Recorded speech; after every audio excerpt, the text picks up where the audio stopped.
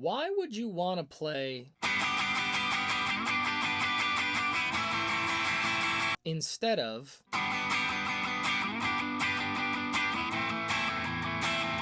let's talk about it. My name is Matty Gregg, and about a year ago, I made a 60-second TikTok on the music theory of hard to explain that Julian Casablancas and Albert Hammond Jr. both liked. Yeah, I actually fell on the floor when I saw that happened. And since then, I've really been wanting to dive deeper in depth into those songs on longer form content, like here on YouTube. And I asked Reddit what song they wanted first.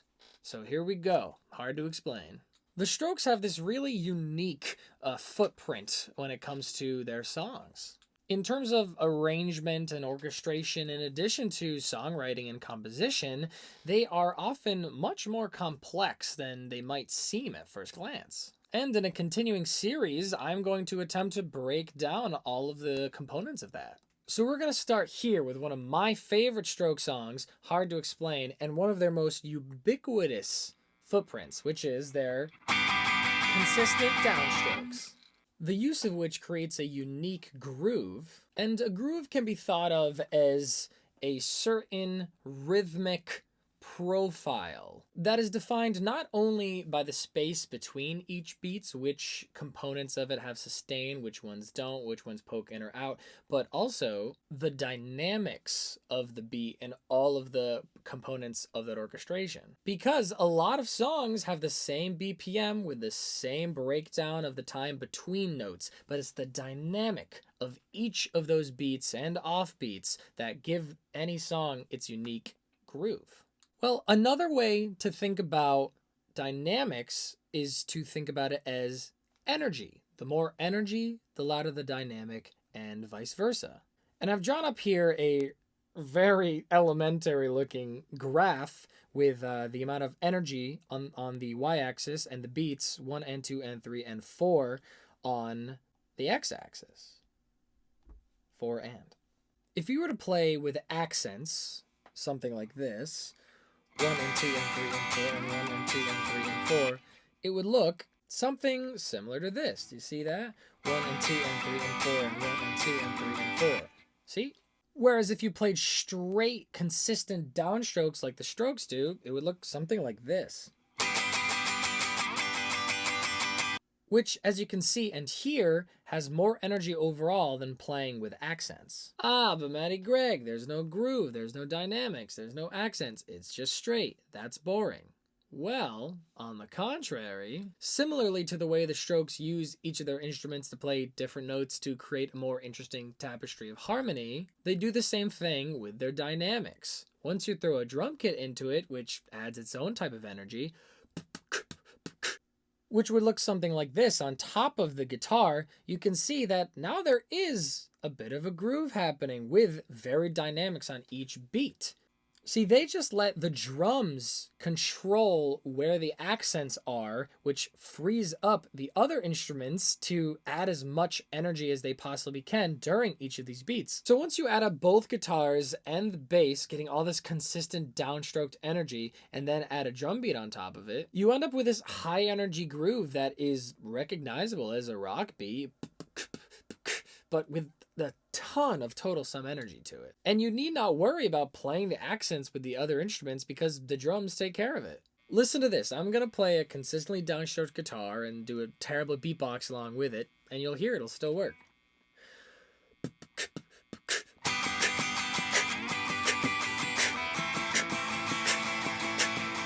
See, it totally works. You hear the accents come through. And that's how the Strokes' downstroke groove works, and how they utilize all of their instruments and their individual roles to get as much energy as possible out of only 4 instruments. And thus why a song like Hard to Explain has so much driving energy to it, like this perpetual motion. And I encourage you in your own practice in the future to either think of in your head or even write down on paper these types of graphs to kind of see what the, each of your favorite songs look like when drawn out like this for their grooves. And y'all can let me know if that type of graph is something that you'd like to see me create for future Strokes videos for those respective songs. So with that breakdown of the signature strokes downstroke groove out of the way, let's get down to it and talk about how they apply notes to that groove. So the strokes orchestrate each of their parts, and yes, I mean orchestrate like an orchestra, not traditionally like a rock band. Like puzzle pieces that each contribute different rhythmic and harmonic information that end up locking together like puzzle pieces and adding up to be greater than the sum of their parts. And that's the major reason why I wanted to start talking about the Strokes and breaking down their style, because you just hear so many people talk about how simplistic their music is, how it's easy, and nobody was talking about the genius that lied therein. How it could appear so simple to unknowing folk, but then actually be so intricate and complex under the hood. And in the musical breakdowns I would see, nobody would consider the vocals as an instrument contributing its own unique information that totally changes the composition and ergo analysis of the song. Let's start with just the first 3 chords and take a look at how quickly things add up. Of course, the song starts with that incredible drum beat by Fab, which is not a drum machine like many think it is, but just highly processed and compressed drums with a lot of room sound. Hey, real quick, for the purposes of this video, I'm assuming that you have a baseline understanding of solfege and Roman numeral chord analysis. If you're not familiar with these concepts, there's a ton of resources out there to go learn about them. Here's a couple that I recommend.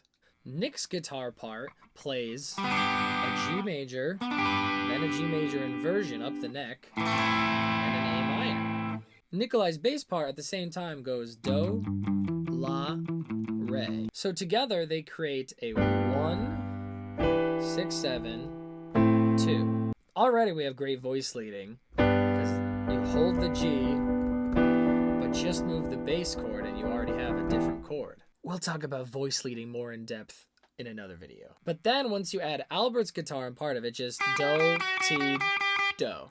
And just adding that changes the harmony to 1, 6, 9, 2, 7. Ah, see, we're already getting somewhere. But then the vocals come in and make it even cooler. Was an honest man. Ugh, and like, music aside, the performance and the passion in that vocal is heart-wrenching. So that's Do, Re, Mi, Do, Ti, which has that Do, Ti half step, the opposite of the guitar, which means that this half step dissonance stays there, while the other notes move around it, which is excellent voice leading and orchestration. 1, add 2 flavor because of the passing note in the melody. 6, 9, 2, 7, add 6. Which is awesome because you wouldn't expect this song that's kind of an upbeat rocker to have these wondrous, mysterious, pensive flavors to them. And that's only in the first couple chords, and it just goes through them so fast you like barely have time to even recognize them. But your ear and your brain subconsciously recognizes those tight clusters and those proportions and makes you feel the sentiment of the song being hard to explain. The music really does represent the lyrics and the title very well, and that's madrigalism, baby. That's awesome. Some might call it word painting. Moving on, Nick's guitar moves from that A minor to a C over G with Nikolai's bass following to the G, which is great because it allows us to take some of the tension from this chord prior and resolve it by going from Re down to our Do in the bass, which has this resolving feeling. But we don't go to the 1 chord, instead we go to the 4 chord in second inversion. So that allows us to have some resolution from here without resolving fully all the way back home, which would sound like this. Instead, we go here. See? And then over this 4 second inversion chord, Albert plays this melodic line, Fa, Sol, La, Re, Do, which adds the add 2 and add 6 flavors to this chord, which functions amazingly as this like counter melody to the vocal melody. I mean, the one goes up from the Do, and then the other one comes back down, kind of mimicking the motion there, where this vocal melody goes stepwise up, takes a big jump, and then goes down. The guitar part, counter melody, afterwards goes up 3 steps, then takes a big jump, and then steps downwards. It's fantastic composition because those shapes are very similar. They kind of function differently. They sounds familiar to your brain already, even though you haven't even heard it yet. One leaves from home, and the other one walks us back down, but over different chords, which adds to the complication and the fascination.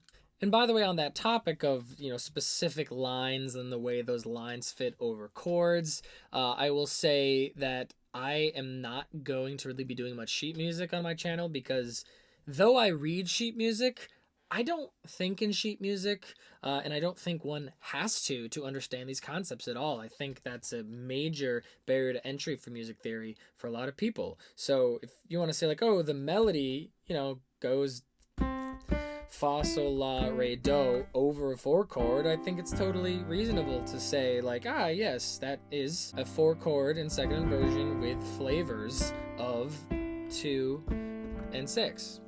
Add 2, add 6. Plus, I just think it's more important to develop an intuitive feeling and understanding of how these notes and chords relate to each other rather than necessarily just memorizing how to read them on a page. Of course, it's very helpful, but you don't need to read sheet music to intuitively understand music and music theory. Moving on from that 4 chord second inversion, we move up to our 5 chord D major with the one guitar just hammering on this for a while, Nick's guitar, and the bass, Nikolai, hammering with it on that D for a while. So how do they generate so much interest when they stay on this one major chord for so long? Well, it's because the other guitar part, in classic Strokes fashion, makes things a lot more complicated. Is with the other guitar part playing this awesome arpeggiation of this chord, which is voiced in such a way that it sounds like its own melody. Sol, fa, la, re, ti, fa, la, re, sol, fa, la, re, ti, la. Which, with those added notes over this D chord, you actually end up getting some dominant 9 flavors in there, which adds a lot more depth and interest, especially when they're arpeggiated in such a way that they sound almost like their own melody, like this.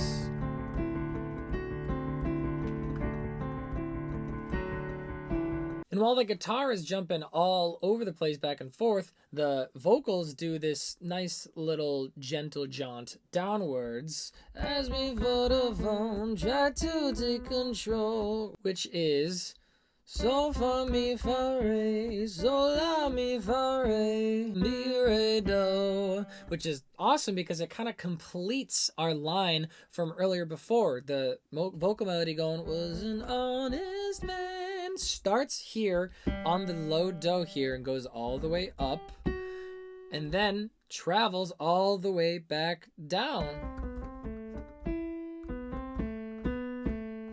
That's really what we've seen so far, is just a really complicated journey from here all the way up and then back down.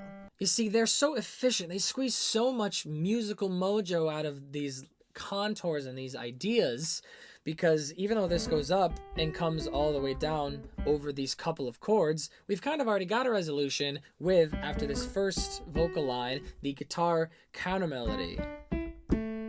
So we squeezed 2 very satisfying resolutions out of this one setup. That's awesome. That's musically genius. Plus, on that D dominant 9 chord, with the addition of this mi from the vocal melody, you get this crazy cluster here. I mean, this is kind of what you're getting. It's kind of like classical music here. Pretty cool stuff that they're, that's the flavor they're working with. And even though the vocal melody and the guitars are jumping around each other, it's looking chaotic, and then they end up reaching this like graceful jump down into the resolution of those lines together, just a couple of half beats apart, because this guitar part is jumping around like this, and then it ends up here, very graceful. And same thing with this vocal melody going around here, and then it goes, and they happen together in a very satisfying place. So pay attention to this rhythm. Ask me for the phone, try to take control, You see how they kind of descend together. And similar to before, we're expecting a resolution down to our do. Before we saw it in the bass, now we're seeing it in the vocals. But rather than going to resolving, we do the same thing where we go to the 4 chord, this time in root position. So we get a resolution, but we still retain that energy and we don't go all the way home, which keeps the interest going across this very long chord progression. Plus, we love a good motif, and what an interesting conceptual motif this is, to resolve to the tonic on a melodic line while the chord goes to a different chord, not letting it resolve fully. It's really good stuff. And finally, at the end here, the lead guitar and the vocal melody have been dancing around each other and doing all this crazy stuff, this crazy dance together, and they finally end up in synchronicity, unison here together with I don't see it that way, do, do, re, re, mi, re. And under that, the other guitar and bass go from the D down to the C here. And then he just actually drops his finger down to the open A string here, creating an A minor 7, which is a 4 to 2/7, and the bass just follows. Which is another great classic Strokes thing of taking a motif and then throwing different chords at it. And this time, the motif being this. And together it sounds like this. I don't see it that way. I don't see it that way. And in that vocal and guitar melody, you so badly want this to go down to the do here, but it doesn't. Instead, the instruments finish resolving that vocal line, which is very much like orchestration. You see this commonly in orchestration where one line maybe up here in like the piccolo will create such a thing, a melodic line that wants to resolve down to there, but it won't resolve in the piccolo line. Down here in the cello, it'll resolve there. And that's what's happening here. I don't see it that way. I don't see it that way. Cool, right? So at this part, we've finally returned back to our 1 chord, which we haven't seen since the very beginning, with Nick's guitar going to this palm muted thing, Albert's part going up here, and Nikolai's all the way down here. And then they just vamp on that G chord with the bass adding these other lines, which you could call a G first inversion and then a G over A, but I think it's more in the realm of messing with G Ionian rather than G major, especially as influenced by the pre-chorus and the chorus, which we will get to later because I already feel like this song is going on too long. So there will be a part 2 covering the music theory of the pre-chorus and chorus of this song in similar detail to this. So all those amazing lines and complex chords that we just went over, when you take those and put them over the groove identity, the groove profile of this song that we talked about earlier, with all that energy, you get this amazing song. Like, there's no wonder no other song sounds quite like this that I know of, is because none of them take that type of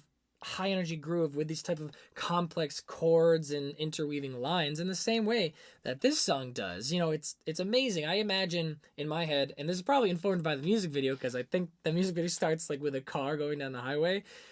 To me, it feels like the drums, the rhythm guitar, and the bass are just like this highway and this car driving along, looking out, you know, at this tableau over the sea and looking over at the night sky. And the lead guitar and the vocal melody are like these shooting stars that are like magical and kind of like jumping around with each other, dancing around each other, taking turns, like falling through the sky. Like, it's just this amazing musical tableau in this song that is very unique, and all when you put it all together, the chord progression looks like this and sounds something like this. Was an honest man,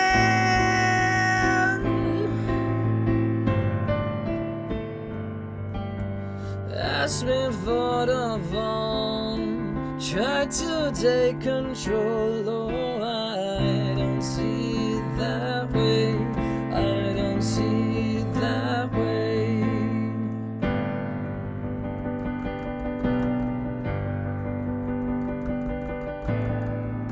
And goes on. So, wow, if you made it to the end of this video, thank you for sticking around. This is my first YouTube video like this, so I know there's a lot of kinks to iron out. Thanks for sticking with me. Let me know if you have any feedback in the comments. And if you want to support me more, I will be starting a Patreon. I think I'll put a link in the description. This was a lot of work. You got to learn everything. You got to analyze everything. And I also have another job, and I'd love to do this more and more for you guys. So if you want to support me and help make this a reality of me doing something like this full time and just analyzing your favorite songs really in depth on a more consistent basis, go down there. We got a lot of different tiers that we're developing, and yeah, hopefully something in there will make it worth your while. And in addition to that, if you're interested in hearing some Strokes music live later this month for my birthday, we are gonna put on a birthday bash concert where we cover the Strokes. Is This It? Front to back. It's going to be awesome. It's in New York City. If you're in or around, come check it out. March 24th at 7 p.m. at Arlene's Grocery. And if you can't make it, there is a live stream, and you could buy tickets and watch it online either at the time of or up to 48 hours afterwards. So this was really fun. Look forward to part 2 maybe next week. And let me know what other songs you guys think I should do next, Strokes or otherwise. Okay, thanks for watching. Like Julian Casablancas would say, ah! Nah, I didn't mean that at all. Ooh, Matty Greg doesn't have a sign-off. I gotta get one. To be determined.